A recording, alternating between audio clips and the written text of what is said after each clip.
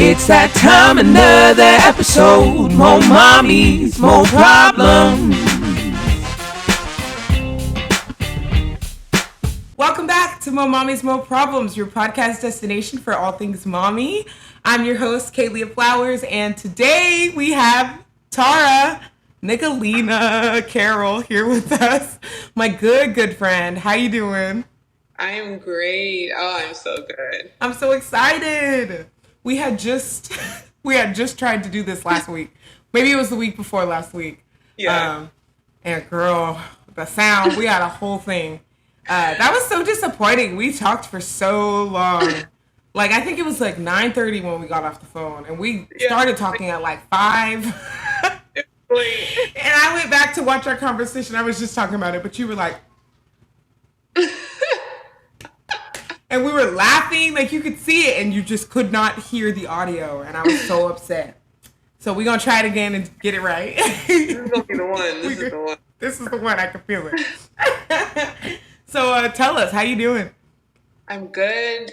Just moved out here to Phoenix. It's been about a month now. Mm-hmm. Still trying to get acquainted with everything. Just finished unpacking, so now we're starting to add stuff. We just actually received one of the boys' beds. I just ordered them a new bed. So, starting to make this place home and getting acquainted with our new home, Trey's new work schedule and everything. Yeah, it's been really cool. So, but it's been really cool to see everyone like really adjusting well. And then I guess as far as like the home goes, I think it's interesting because I feel like every place that we've been to, from living in the dorms together or the barracks or our first apartment, second apartment, our first home on military base, our first home off the military base, and then this home, I feel like everything we learned at each place we had to use here.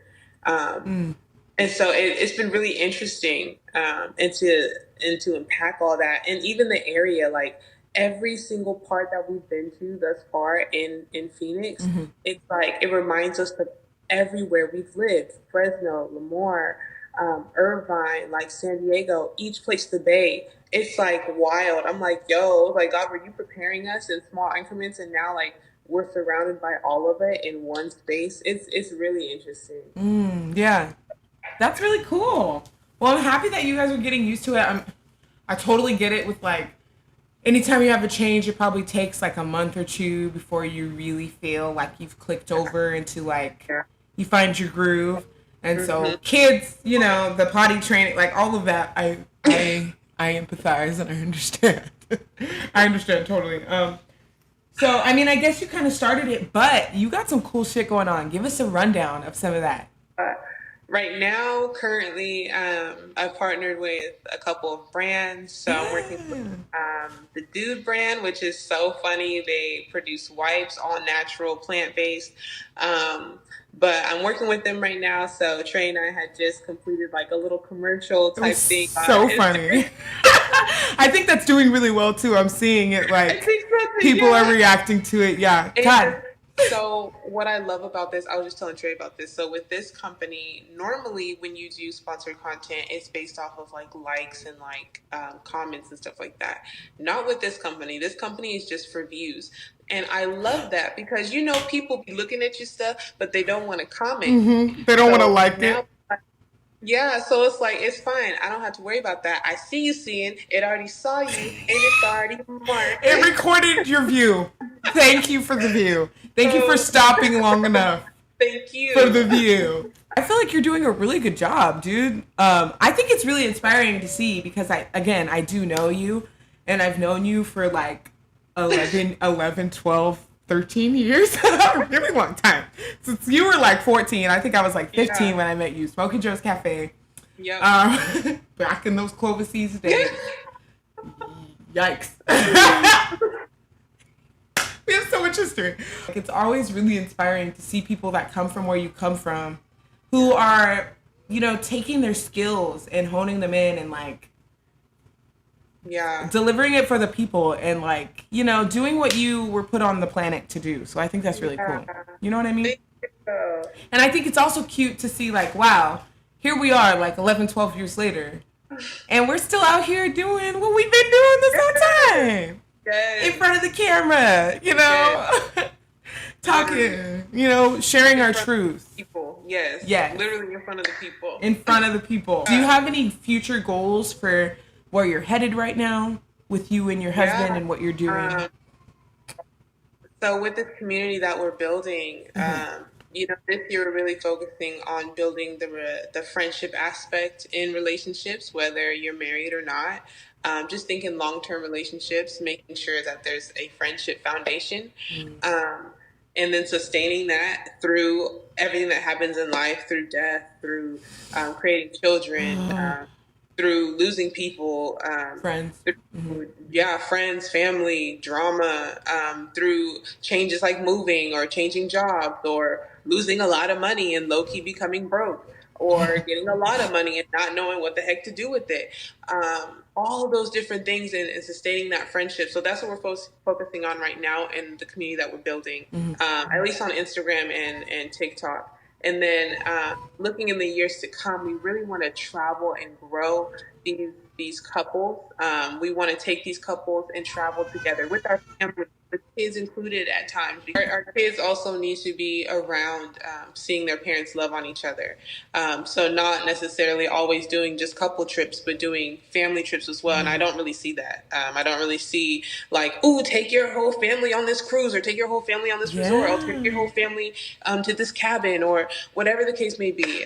That's what we really want to do and grow families in love. And that doesn't always mean like it's going to be fun. Sometimes it's going to be nitpicking and unpacking all the ugly shit, but together in a group where you feel comfortable, where men can feel comfortable being around other men in healthy relationships and unpacking those ugly things that they maybe don't feel comfortable in other settings, and women being around other strong women and hearing other stories and seeing that, dang, you got through that shit and you're in a healthy relationship and it's hard and you're all that type of stuff. That's what we want to do, and do it one relationship at a time, one family at a time, one couple at a time, and just see this just grow. That's where we're headed. Beautiful. I love that. Well, it's nice too when you have a plan, and nothing really turns out exactly like you want it to. But I think that as you go, you'll find your footing, and something will happen, and you'll be like, oh, "This is it. I'm gonna film this. I'm gonna record this. Like this is like premium content." So I think that's really cool.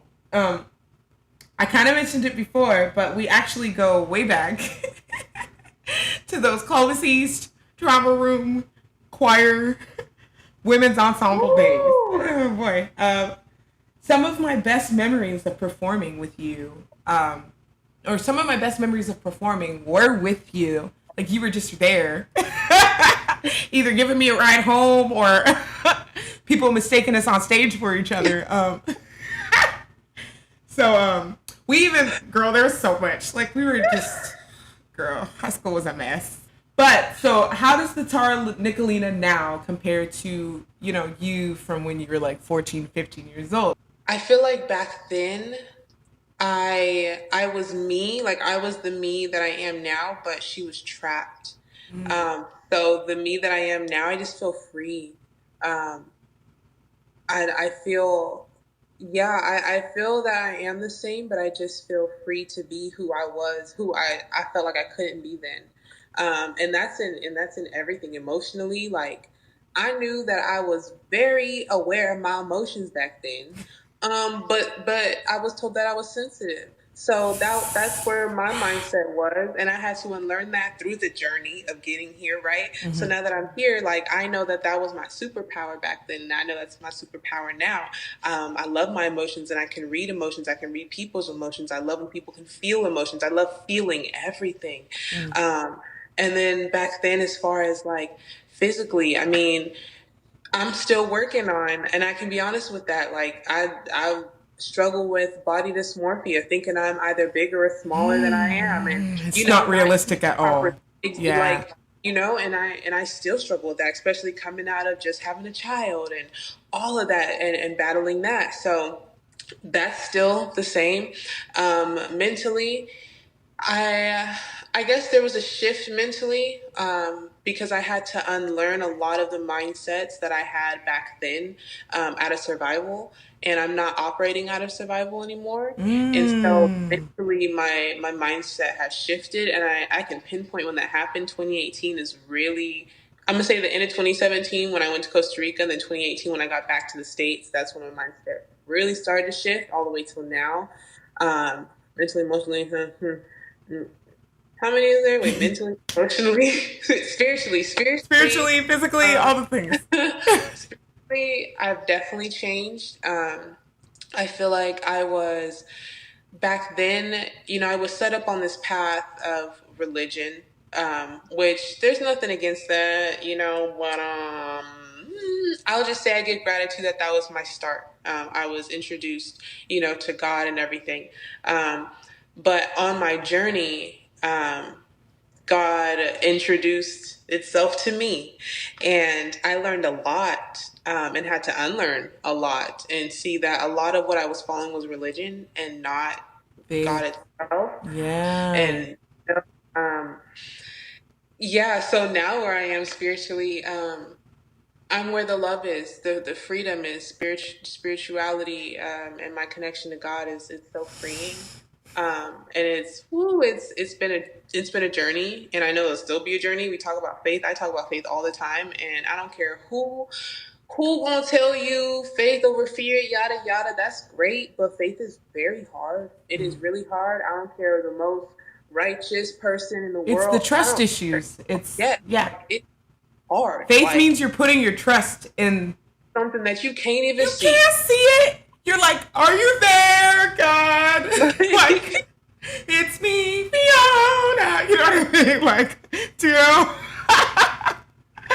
I feel Like, you. Yeah. yeah, so I think I've definitely changed in some areas now that I've broke it down. But I think the core essence of who I was always there, but she was protected. She was real protected.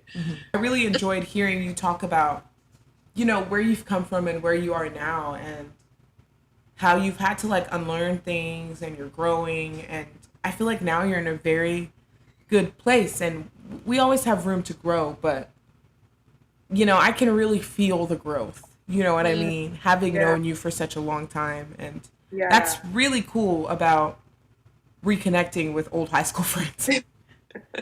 It's like, girl, remember when we were a mess and Once on this Island? Like, do you know what I mean? Do you remember? Because I Yeah. remember.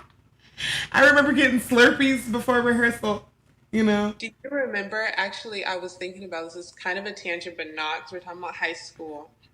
You were actually the first, the first person that allowed me to feel.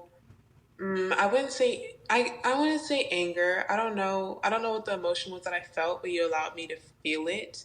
Um, we were very mature at that time. But What are I you going to remember say? Like, I'm. we were arguing about something, and I slapped you. Tora! Okay, I was gonna bring this up, but I was like, should I bring this up? Like, is she... And I was like, I'm telling on you. I'm gonna tell on you I because can own it. I can own it. I could see it. I know where we were. Like we were what on was that even. Patrick Rack, right there, before we get to the parking lot, right where the math buildings and Cooper plant. Oops, my bad. You know what I mean? That's where we were. And I slapped you. I remember you went to go get one of the teachers. I think I told you, like, you're a child. I said something like that. Like, I was like, well, and I was literally like 1 year older than you. So I was like, well, you're a child. So, and you were like, Pop! And I was like, pff. And I don't even, did we ever resolve that? Like, what even ended up, I think we just let it go.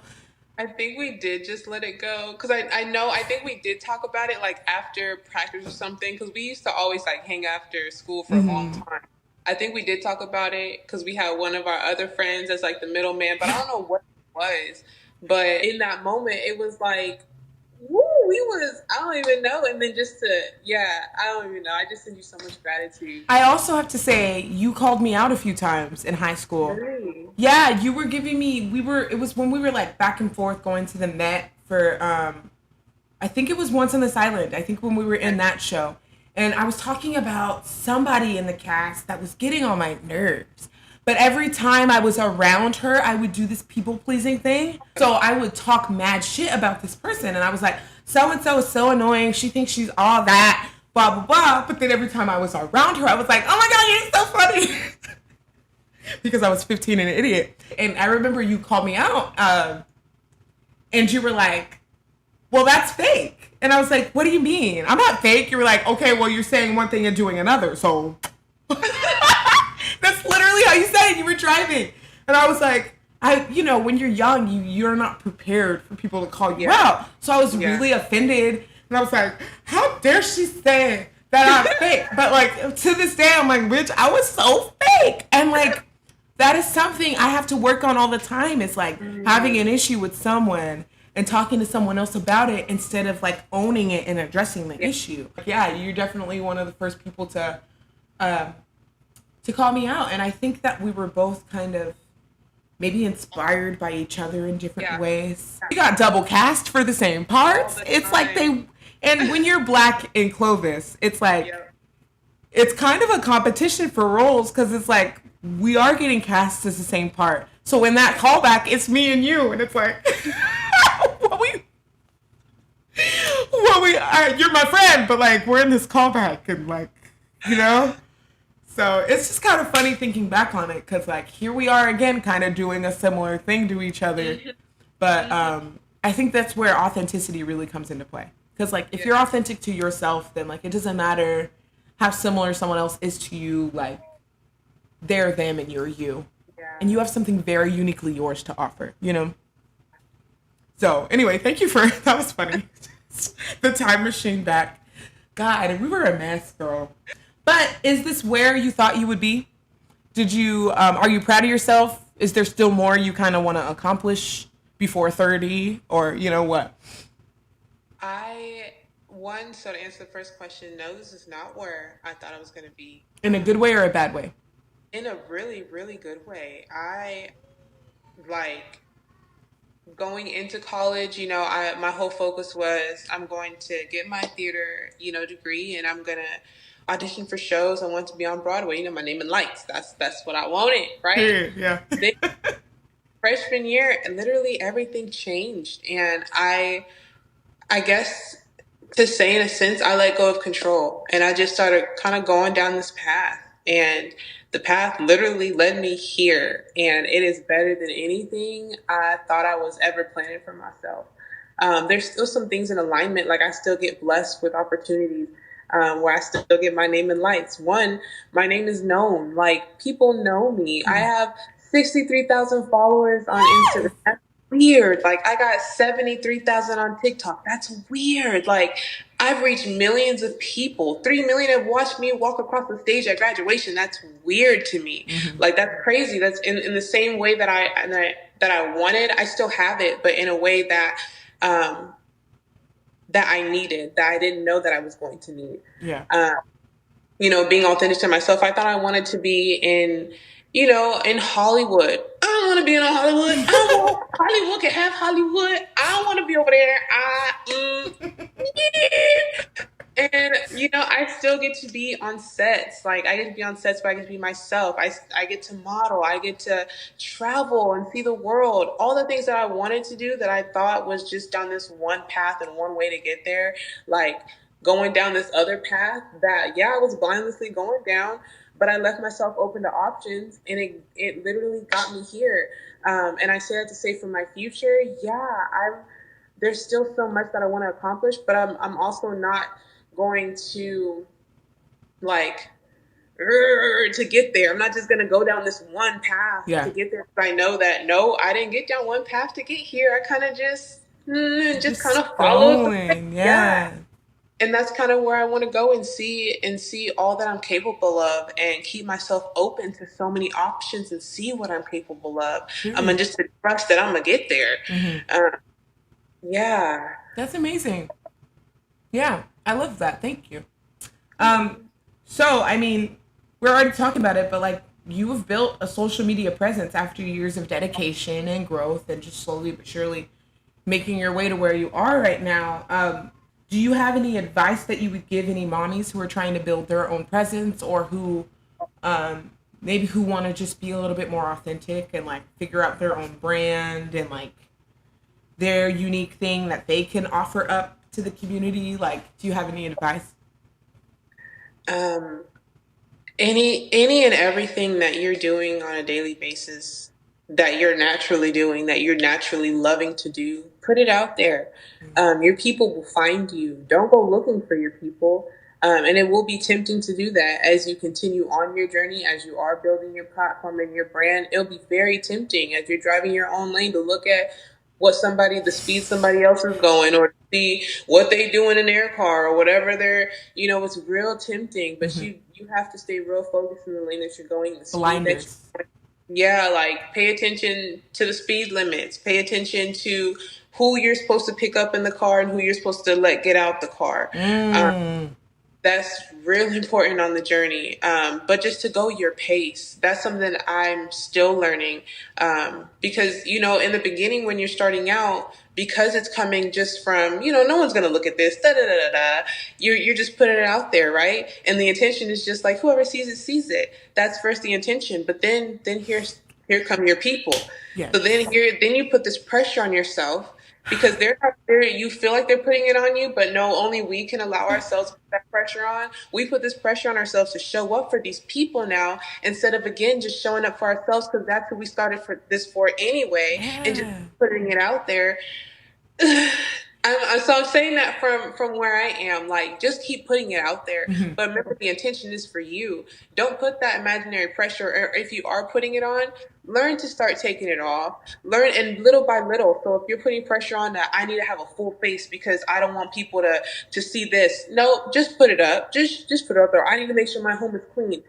If the moment is happening, be real in the moment. Just put it up there. You make it backlash. That's happened to me before. F it. This is my real life. You want real? This is me. Either you're gonna like it or you're not. And if you're not, Yeah. you're scrolling, you can unfollow or you can block You're me. not my Bro. people's. Yeah. You're exactly. You're It not my doesn't people. affect me. Yeah. Cool. I love that you say that. There's oh, I wish I remembered her name right now, but she's amazing, and she's like, she has her own mommy podcast. She's a single mom. She has her own very interesting brand. Maybe I'll like throw it in there at the end if I can find her name. But in one of her recent podcast episodes, she was talking about how she grew her following the fastest and the easiest when she was being hella authentic.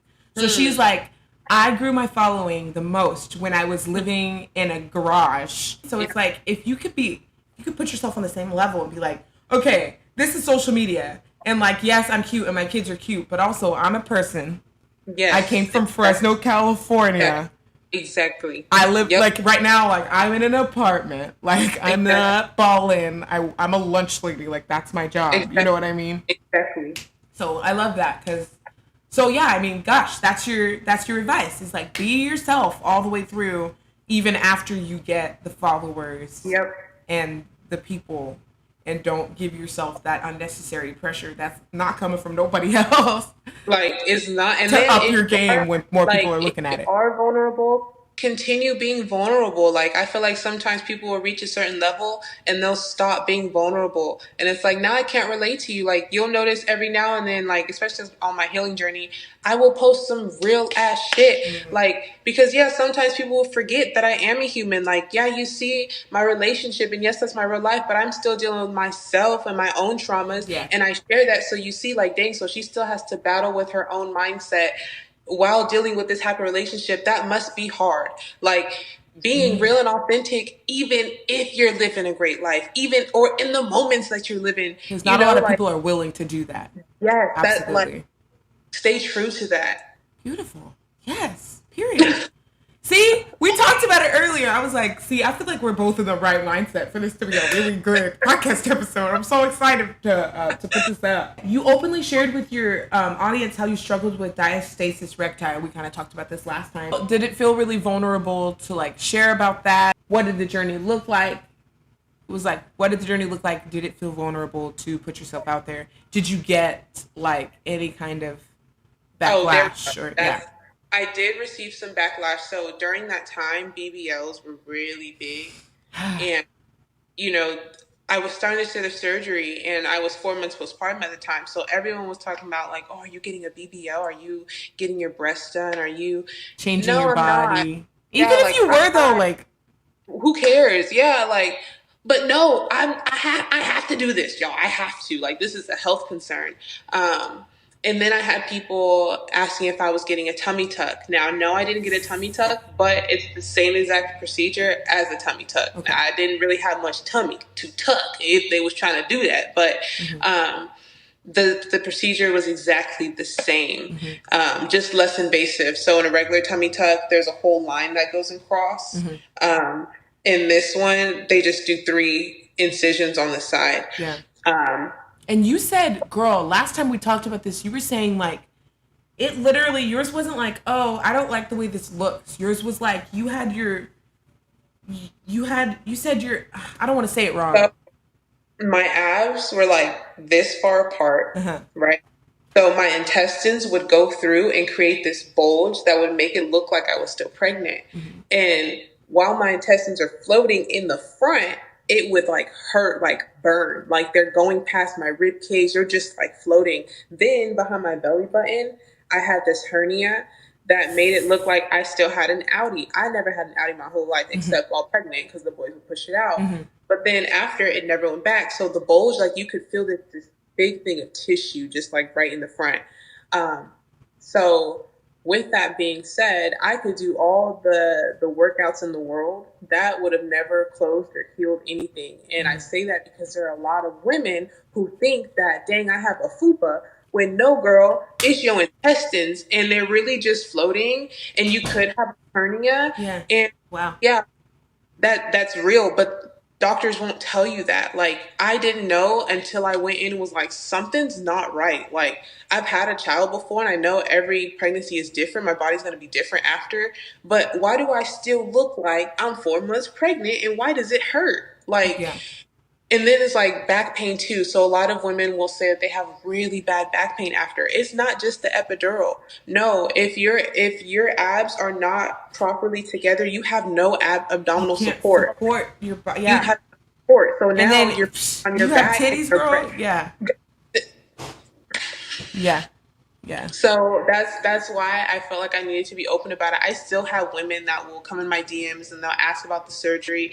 One woman wanted my exact surgeon, and I sent her that information. But I definitely will tell people, like, go get checked out. Yes, it's covered by insurance because it's a health matter, and it affects your way of life. If you don't, now you don't have to go the surgery route, but in the long run, it will affect you. Like, we all gonna get old. Eventually, hopefully we ain't hunchback. But what if you are? You already got a bad back because you're sick for it. Like, dang. Yeah. Period. But it is, if anyone does want to check it out, I have the entire journey on my highlights on my Instagram, and it's entitled Diastasis Recti. You just click through it, and it has everything from the surgery all the way until I felt healed.